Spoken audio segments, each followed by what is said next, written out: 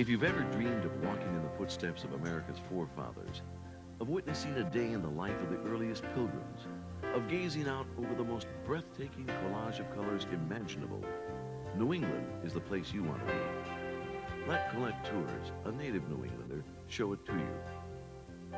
The region known as New England is made up of 6 states: Rhode Island, Connecticut, Massachusetts, New Hampshire, Vermont, and Maine, all of which boast cherished images of America's past and present. We begin with Rhode Island, the smallest state in the nation, fondly referred to as the Ocean State. Rhode Island was founded by clergyman Roger Williams, who has been immortalized in stone to stand vigil over the city and to mark his final resting place. Since its settlement in the 1600s, Providence has been endowed with architectural treasures reminiscent of its early history. Along Benefit Street's mile of history are the lovely restored sea captains' homes, remnants of Providence's early seafaring days. Many bear plaques acknowledging the bountiful age of the homes. Just a short carriage ride away is the First Baptist Meeting House, where the Baptist religion was born in 1775. The white clapboard church still appears just as it would have to the parishioners who worshiped here over 2 centuries ago. Perhaps the most famous of Providence's proud historic sites is the sprawling campus of Brown University, with its impressive gates and Ivy League environment. Within its walls stands a collection of brick buildings which have served as barracks and a hospital during the American Revolution. The architectural wonders of Providence also include the gleaming State House. This white marble structure boasts one of the largest self-supporting domes in the world. High atop the State House stands the 11-foot, 500-pound gilded bronze statue of the Independent Man, overlooking the newly constructed Water Place Park, where music and events are a common occurrence, and where riverboats transport visitors throughout the city along miles of winding waterways. On the southeastern tip of Rhode Island lies Aquidneck Island, a narrow peninsula made up of Middletown, Portsmouth, and the popular city of Newport. The yachting capital of the East, Newport is a city of high society, intermingled with visitors from near and far who simply have a love of the sea and history. 10 Mile Drive offers glimpses of spectacular rows of cottages belonging to the rich and sometimes famous. Your Colette motor coach travels past such famous mansions as the Breakers, Astor's Beechwood, and Chateau-sur-Mer. You'll learn of the golden age grandeur when the world's most elite citizens would retreat to their summer playground. It seems inconceivable that many of the families built these homes to vacation in Newport for as little as 1 month or even 1 week each year. A tour of the Marble House will inspire awe. This lavishly adorned mansion, endowed by the affluent Vanderbilt family, is a replica of the Palace of Versailles outside Paris. The most elaborate room is the ballroom, with its array of gilded woodwork, gold and marble, and its massive chandelier. Other highlights include the spacious dining room and the elegant grand staircase. The commercial center of Newport revolves around Thames Street, where the sea breezes maximize the aroma of fresh seafood. As you stroll down Bowen's Wharf, you'll be lured into the array of restored 18th and 19th century shops, which remind visitors of the city's nautical importance. The signs of the sea resort's most famed sport are everywhere. The prestigious America's Cup was exclusive to Newport from 1851 until 1983, when the legacy was disappointingly lost to the Australian fleet. After shopping and sightseeing in Newport, you may want to have lunch at the White Horse Tavern, the oldest tavern in the United States. The name Rhode Island is misleading, in that there are actually 35 islands which are a part of the state. Your Colette tour will visit one of the most popular of these islands, Block Island. A 1-hour ferry ride brings visitors 12 miles off the mainland to this quiet island, where Rhode Islanders go to escape from the rigors of everyday life. Although bicycles and mopeds are the most popular form of transportation, Colette will provide a guided circle tour of the 11-square-mile island, so that you'll see all the highlights which charm visitors into returning again and again. As you travel along the coast, you'll pass the Grand Springhouse Hotel, whose guest list has included the Kennedy family, Mark Twain, Ulysses S. Grant, and singer Billy Joel throughout its 140 years of service. Just around the bend, you'll see the restored 1874 Southeast Lighthouse beckoning from the water's edge. Its lantern still signals sailors 35 miles out to sea, and its unique architecture has become a favorite subject for artists from all corners of the country. Mohegan Bluffs are Block Island's best-known feature and offer one of the most stunning views to be found anywhere. The colorful cliffs rise dramatically from the crashing surf, offering breathtaking views. Traveling inland, you'll be tantalized by the freshwater pond, flanked by New England stone walls, weathered clapboard houses, farmlands, and a treasure trove of New England nostalgia. At the far end of the island, you'll see the North Light and Settlers Rock, a stone memorial commemorating the island's first European settlers who arrived in 1661, as well as miles of unspoiled beaches commanding wonderful ocean views. During your free time, you may wish to shop in Old Harbor, the island's only town, or relax on the veranda of an aging Victorian hotel. Your visit ends in the fishing port of Galilee, where you may enjoy the day's catch.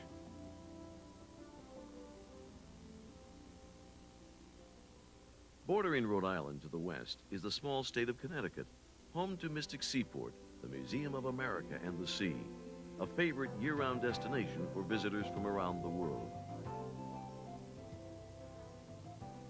The museum's recreated village of trade ships, homes, and businesses are alive each day. Watch craftspeople preserve the skills of a century ago. Stroll lush period gardens and enjoy meeting the friendly staff as they bring our nation's maritime past to life for you. As you walk along the river's edge and through the village streets, you can feel maritime America all around you. Take a moment and speak with residents of yesteryear and learn the stories of America and the sea. Mystic Seaport is a lively, intriguing museum full of history and tradition, where tall ships line the waterfront. Board the 1882 Danish training vessel Joseph Conrad, or Mystic Seaport's centerpiece exhibit, the Charles W. Morgan. Imagine life at sea on board these majestic works of art. You can even become part of the crew at Mystic Seaport. Haul a line, sing a chanty, and help raise sail. Whatever your interest, Mystic Seaport offers a salty, scenic glimpse of our nation's maritime heritage. Traveling to the north, you'll enter Massachusetts, landing site of the first Pilgrims and home of the American Revolution. The Bay State offers natural beauty in the form of cranberry bogs, seashores dotted with lighthouses, and island towns which have retained their old world charm. On the seaboard sits Plymouth, a name almost synonymous with pilgrims. It was here that the first settlers landed more than 350 years ago. No visit would be complete without seeing the Rock, which symbolizes the first steps taken toward a new way of life. Perched on a hill overlooking the harbor is the Massasoit statue, a memorial to the Native Americans who shared this land with the Pilgrims. Moored nearby in the harbor is the Mayflower II, a reproduction of the ship which brought 102 settlers into the New World. Costume guides will act out the parts of the courageous crew and passengers, portraying the lifestyle and hardships which they endured on their 66-day journey across the blustery Atlantic Ocean. Next, you'll visit Plymouth Plantation, a living history museum of 17th century Plymouth. Costumed interpreters will recreate in vivid detail the daily life of America's first settlers. Remnants of the past reach out to you from every direction. See and learn how the colonists went about their daily routines of preparing the meals, making clothing, house building, tending the gardens, and preparing for battle through musket drills.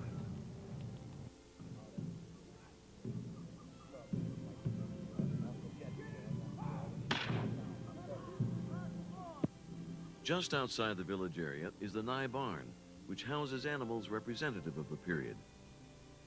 And Hobbamock's home site, the home of the Wampanoag Indian who provided guidance to the Pilgrims. Today, Hobbamock's descendants will share with you the culture and lifestyle of the Wampanoags and how the colonists' arrival has affected them then and now. You'll witness the arduous tasks of building canoes and homes and tending the gardens for the year's crops. After witnessing the daily life of America's colonists, you'll visit the Cranberry World Visitor Center. Here, Ocean Spray has carefully detailed and displayed the history of cultivating, harvesting, and using the Native American berry. Following an informative tour, a thirst-quenching array of Ocean Spray juices are available to sample in every cranberry combination imaginable, as well as sinfully delicious cranberry desserts, which are freshly made in the demonstration kitchen.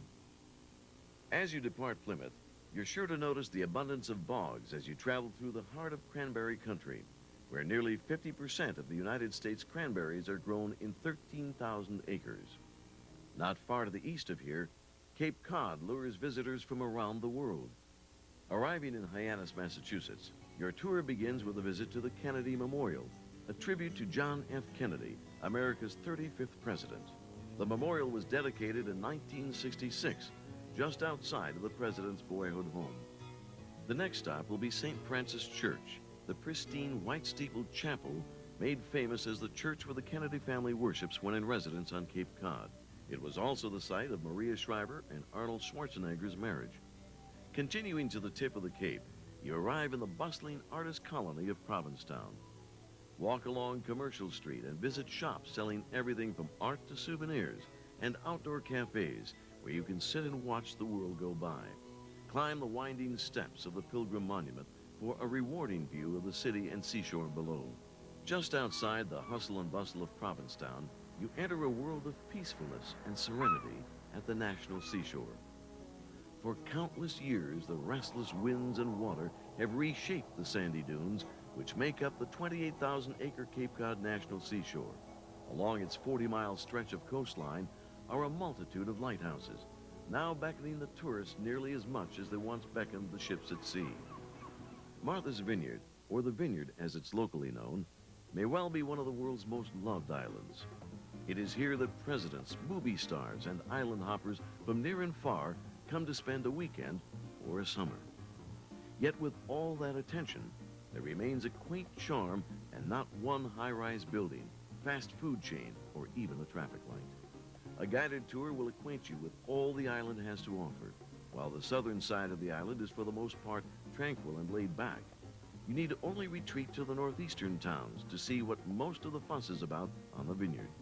Oak Bluffs is always a favorite, with its white sand beaches, quaint shops, and for the young and the young at heart, America's oldest carousel dating to 1876.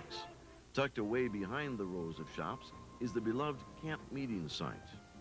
Established in 1835 as a Methodist worship site, it has grown from an ensemble of 300 tents to a community of tiny gingerbread homes surrounding a central tabernacle where the congregation would meet.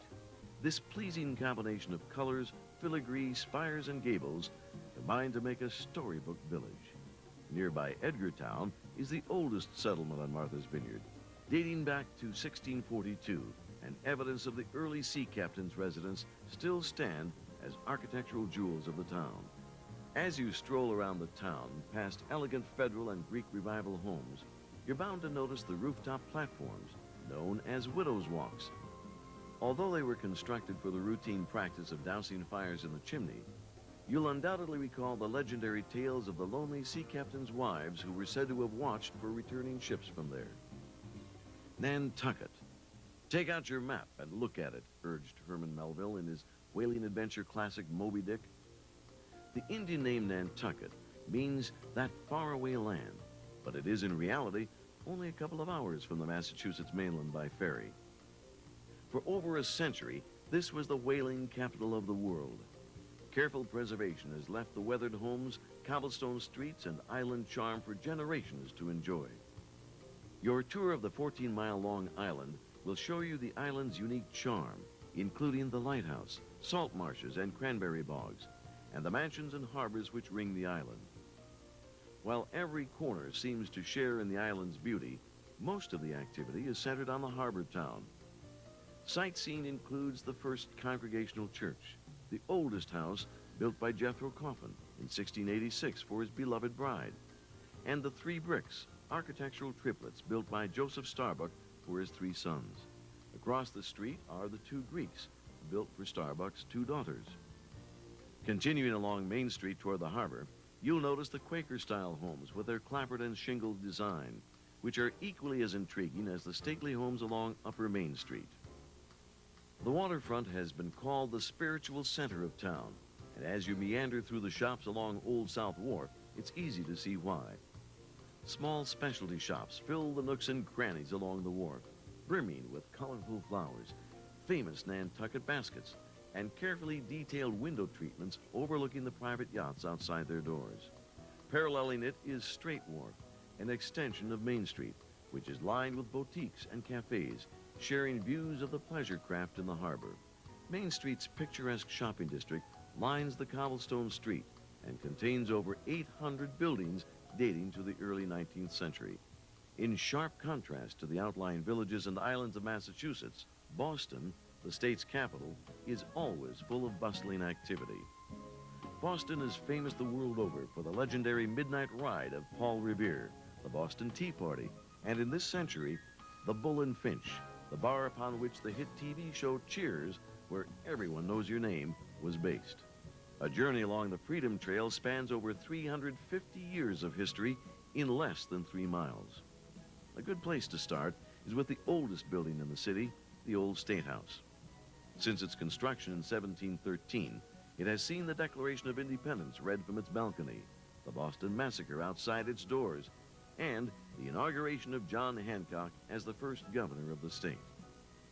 Nearby, the new State House, built in 1796 and still used today as the center of Massachusetts state government, sits perched atop Beacon Hill and has been virtually unchanged in its 200 years. Other stops along the trail include Paul Revere's house, built in 1680. It's the oldest home standing in the city. The Granary Burial Ground, the last resting place of such legends as Ben Franklin, John Hancock, and Paul Revere. The Old South Meeting House, where the Boston Tea Party was deliberated. The Old North Church, whose lanterns in the steeple signaled the departure of the British from Boston in 1775. And of course, the famed Quincy Marketplace and Faneuil Hall. Once the seat of town meetings during the Revolution, the Cradle of Liberty is now an emporium for boutiques, cafes, pushcarts, and street performers who vary by the day. Off the Freedom Trail, yet equally important in the city's history, is the Boston Tea Party Ship and Museum, where the notorious protest of throwing Britain's tea chests overboard is recreated by costume guides and visitors daily. This was one of the major events which sparked the American Revolution in 1773. The Boston of today blends well with the city's past and rarely overshadows it, except in the case of the John Hancock Observatory, the highest vantage point in the city at 740 feet, and the best way to see Boston's tangle of streets and diversity of architectural styles. In sharp contrast, the wonderful Trinity Church is dwarfed only in size by the towering Hancock Building, which reflects the Romanesque edifice in its massive mirrored panels. Within the boundaries of the city is a place for travelers and business people alike to get away from it all. The Boston Common is America's oldest park and is often the last stop along the Freedom Trail. Take time to relax under the weeping willows in the public gardens and watch the swan boats lazily glide along the pond, where the hustle and bustle of the city is all but forgotten. Bordering the park on one side is Beacon Hill, where gas lights and fanciful brick homes are the substance of the area. If you ask any leaf peeper the best place to view the splendid colors of autumn, they're sure to tell you New Hampshire. Each fall, the leaves burst into a kaleidoscope of color, eager to enthrall visitors throughout the foliage season. The White Mountain region is located in central New Hampshire. It boasts natural and man-made beauty in the form of notches, remnants of the Ice Age. Some of the highest mountains in the Northeast, covered bridges, crystal clear lakes, and stands of birch trees. A must-see is the famous rock formation known for centuries as the Old Man in the Mountains, which Nathaniel Hawthorne made famous in his story, The Great Stone Face. New Hampshire is not so much a place to be busy as a place to just kick back and enjoy the beauty of rolling pastures alongside mountain peaks. The 34-mile Kankamagas Highway is the famed route through the mountains, hugging the swift river at one side and dotted with waterfalls and mountain vistas on the other. Short walks lead to breathtaking waterfalls, covered bridges, raging rivers, and scenic overlooks. Autumn is a spectacular time to visit the mountains when summer's warmth still lingers while the multicolored splendor of New Hampshire's foliage offers a perfect accent to the already beautiful sights. Whether your coach is traveling along the highways or country roads, you'll find yourself amidst the loveliest display of foliage in the world, where each turn in the road reveals a panorama more beautiful than the last. Arriving in the beautiful village of North Conway, you'll have ample free time to explore the railroad depot or a multitude of outlet stores. While visiting North Conway, Colette travelers will be guests at the beautiful White Mountain Inn. The inn not only accommodates guests with a year-round outdoor pool and panoramic view from the dining room, but also sits in one of the most beautiful settings in the White Mountain region. The westernmost member of the New England states and the only one without a coastline, Vermont derives its name from the French phrase Les Monts Verts, meaning green mountains. Lofty peaks blanketed with evergreens dominate the landscape in every direction and form the backdrop for centuries-old covered bridges, rural country stores of yesteryear, dairy farms set amidst pastoral fields of green, white steepled churches, and towns that are reminiscent of a Norman Rockwell painting. Your Colette tour may also visit Burlington, Vermont's largest city, built on the terraced slopes of Lake Champlain. Most of the city's activity is centered around Church Street, the quaint pedestrian mall in the city's historic district. Here you'll find outdoor cafes serving all types of ethnic foods, shops specializing in natural goods, street performers, and vending stalls. A short walk will also bring you to the harbor on Lake Champlain, the largest body of fresh water east of the Great Lakes. Colette Tours takes pride in including the treasures of America's past at the expansive Shelburne Museum. Described as New England Smithsonian, the museum's collection of historic buildings has been relocated here from throughout the Northeast and reflects America's transition from an agricultural to an industrial nation.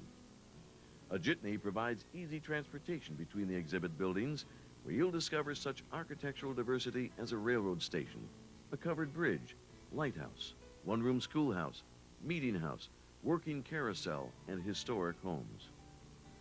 When you step into the general store and apothecary shop, it's like stepping into Grandma's attic, with a cornucopia of items which have become a part of America's legend and lore. Another highlight is the Horseshoe Barn, which proudly displays a collection of horse-drawn carriages, wagons, sleighs, and other modes of early transportation. There are also working demonstrations of blacksmithing, weaving, and printing, with interpreters in each shop to introduce you to the earliest tools and trades and answer visitors' questions. Shelburne Museum will surely be a memorable part of any traveler's vacation. Stepping into a new era of Vermont's industries, a visit to the Vermont Teddy Bear Company is most appropriate. An entertaining tour of the factory offers visitors a glimpse at how these lovable teddies are brought to life and personalized for each new owner to enjoy. The Bear Shop displays hundreds of teddies designed to appeal to anyone on your gift-giving list. Much of the excitement and pleasure of Vermont lies in its spectacular scenery, so getting to your next destination is almost as much fun as being there. Enjoy Vermont's collection of over 100 wooden-covered bridges, which have become somewhat of an icon for the state. As your coach travels through mile upon mile of green pastures and fertile farmland, you'll come to appreciate the country barns and fields dotted with dairy cows. It seems to be a haven where life can proceed undisturbed. Vermont, which has become a symbol of nature, satisfies many tastes with its locally grown foods. The proof is in the pudding, or ice cream as it may be. Nestled in the heart of the Green Mountains is Ben & Jerry's Ice Cream Factory, a must-see for every ice cream lover. Sample some of the tastiest flavors you've ever imagined, including Jerry Garcia, Rainforest Crunch, and more. There are dozens of flavors to choose from, and they're sure to please any palate. To sample more Vermont specialty foods, you'll visit the world-renowned Cabot Creamery. You'll learn about Cabot's 75-year history, followed by a tour of the factory, where you'll see the magic of cheese making before sampling the many tasty dairy products and Vermont specialties Cabot has to offer. Vermont's first colonial settlers learned from the American Indians how to boil down the sweet water from the maple trees, and the process has evolved to make Vermont one of North America's top producers of maple syrup. At Maple Grove's museum, you'll see why this maple sugaring process has made them so successful for over 80 years.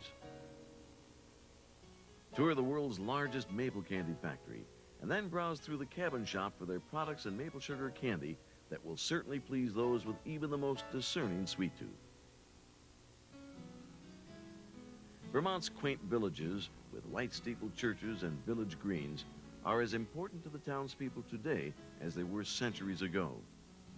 Your Collect Tour will visit one of the most quintessential Vermont town sites to be found in the small town of Newfane, where the white-columned courthouse complements the picture-perfect Congregational Church.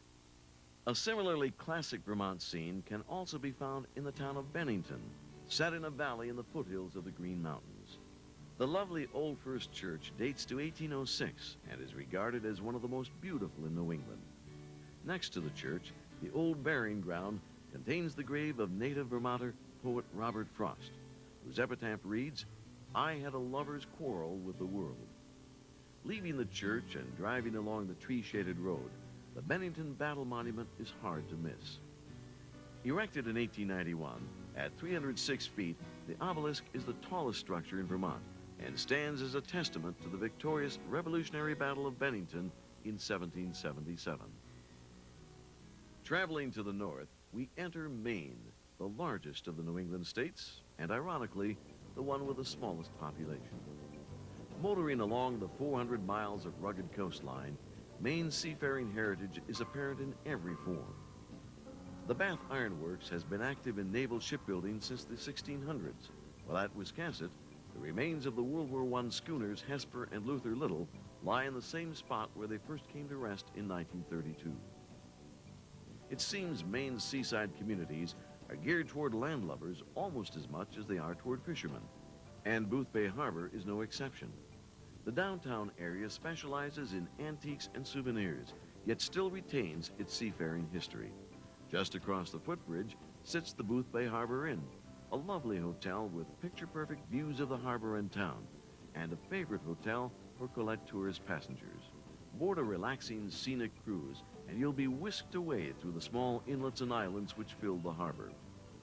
Keep an eye along the rocky shores for signs of harbor seals, who may be poking their heads out of the water or sunning themselves on the rocks. Alongside your cruise vessel, you'll see every form of floating craft imaginable, where rustic lobster boats compete for space with luxury yachts. You may even get to see the lobstermen pulling their catch in from the sea, a sight not to be missed. Along the shore, the coastline is dotted with magnificent homes and lighthouses at every turn. Now that you've worked up an appetite, it's time to cruise back to the hotel to be Colette's guest at a traditional New England lobster bake. As your experienced chef lifts the colorful combination of lobsters, corn, and steamers from its bed of seaweed, you can almost taste the main delicacies. Begin with a bowl of New England white clam chowder, followed by all the fixins: corn, potatoes, steamers, and mussels, and of course, 2 steaming red lobsters with drawn butter. The 6 New England states offer you a taste of down-home hospitality and incomparable experiences. Together, they are the perfect combination for a vacation anytime. Collect Tours offers several wonderful vacation itineraries throughout New England, combining the exciting attractions and sights you've just discovered. Good. It's the finest vacation that you can have.